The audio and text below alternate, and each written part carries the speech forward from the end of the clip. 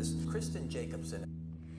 Hey everyone, I'm Kristen, the anxiety therapist, and if you've ever felt a relentless urge to respond to messages immediately, whether that be a work email, a friend's text message, a social media comment, whatever, then this video is for you. I'm going to be talking about digital anxiety and the role of urgency in modern stress. While this need to check notifications and respond immediately might seem efficient, it's actually quite the opposite.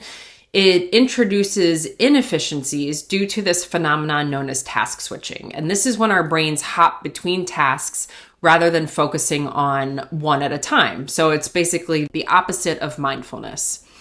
And our brains really aren't wired to multitask. We can't juggle multiple tasks with high efficiency. And when we switch from one task to another, there's something called a switching cost. And this is a period of time during which our brains sort of expend cognitive effort to refocus, which in turn reduces our overall productivity. So I want to talk a little bit about the role of the brain and anxiety in this communication urgency. But before I go into that, I just want to share with you kind of the reason I'm making this video. And I was meeting with one of my clients the other day. He's an attorney, and we were talking about how he sort of prides himself on being super responsive, right? He will respond to emails or text messages or whatnot pretty instantaneously. And in turn, this sort of became his expectation of others. And some of what was playing into his anxiety were those expectations that if somebody didn't respond right away, his anxiety would spike. We kind of unpacked this a little bit, and, he's an attorney, so part of his job is being responsive, and there's a degree of customer service that he has to maintain. But we also talked about how this was actually eating up a lot of his time and that he wasn't getting the work done that he needed to get done in a timely manner because he was constantly switching from task to task. So we developed some techniques like putting his phone on Do Not Disturb and some other things that helped to mitigate some of those communication distractions. And this compulsion to respond can really be traced back to our brain's fight or flight response. And as most of you know, this is a survival mechanism that prepares our bodies to respond quickly to perceived threats. And we do this by releasing stress hormones like adrenaline and cortisol. So great for actual danger, not so much for an incoming email. In our world of modern communication, this can translate into interpreting messages as potential stressors. And that then compels us to sort of drop everything and address them immediately so that we can mitigate that anxiety. And while some notifications might be actual stressors, maybe you received an email from your boss and, it's very time sensitive, most probably are not. So what are some of the consequences of this instant communication? Well, our reliance on smartphones and instant messaging platforms has really exacerbated this sense of urgency. So we live in this modern world where responses are expected immediately, and this really creates a lot of stress and miscommunication. And this expectation affects not only our behavior, but how we expect others to respond, like I mentioned in my client's example. And this task switching not only disrupts our concentration, but it also increases the likelihood that we're going to make errors, and it contributes to mental fatigue. And this can really significantly extend the amount of time needed to complete tasks, turning what might have been a productive hour into this cycle of sort of unproductive, fragmented work sessions. So I want to share a few real life examples of how you might see this anxiety-driven urgency show up. One is with work email. So the anxiety of waiting for a reply after sending an urgent email might lead to compulsive checking of your inbox, even though the delay might simply be due to the other person's prior commitments. Text messages are also a real life example where, let's say you text a friend, they don't reply quickly, you might overthink it, wonder if they're mad at you, and so your anxiety spikes and you have this unnecessary worry. And then in social media, right? If there's a lack of immediate engagement or not enough engagement, we might question the quality of whatever it is that we posted and disregard other factors like the algorithms or timing of the post. So with all of this said, I want to share a bunch of strategies that can help you manage this sense of urgency and improve your communication.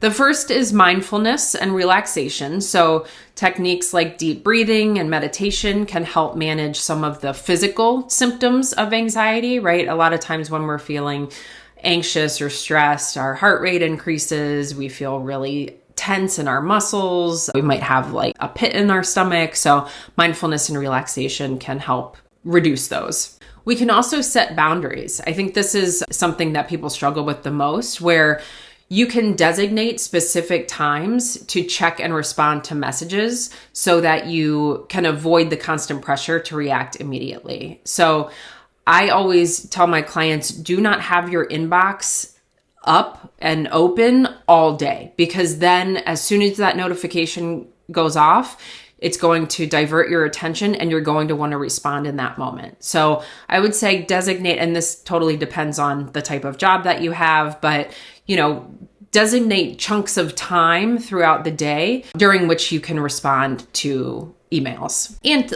text messages too. Like if somebody, if a friend texts you on your phone, you don't need to respond right away. I don't think we've sort of developed those expectations as a society, but they're really unnecessary. Number 3 is clear communication. So like I said, if you're not going to be responding to friends right away, maybe just communicate that to them, and that can help set realistic expectations for other people. So let them know that, I don't respond to text messages while I'm at work, or I only check my email twice a day, something like that. Number 4 is to turn off notifications. So you can limit those distractions by turning off non-essential notifications, allowing you to focus better on current tasks. Now there, with phones and other apps and software, there are ways to sort of curate what messages you want to come through. Like I mentioned with my client, I would highly recommend turning on the do not disturb function at certain points throughout the day, just so there's not even that temptation. Number 5 is to challenge negative thoughts. So if you are experiencing anxiety about a delayed response, then you can really assess the reality of the situation rather than assuming the worst. This would apply in the example I gave about maybe a friend not responding right away, right? A lot of my clients who experience anxiety are going to think, oh my gosh, are they mad at me? They'll go back and reread the message. Did I say something wrong? They kind of get stuck in these negative thought patterns. So we just want to assess the reality and not assume the worst.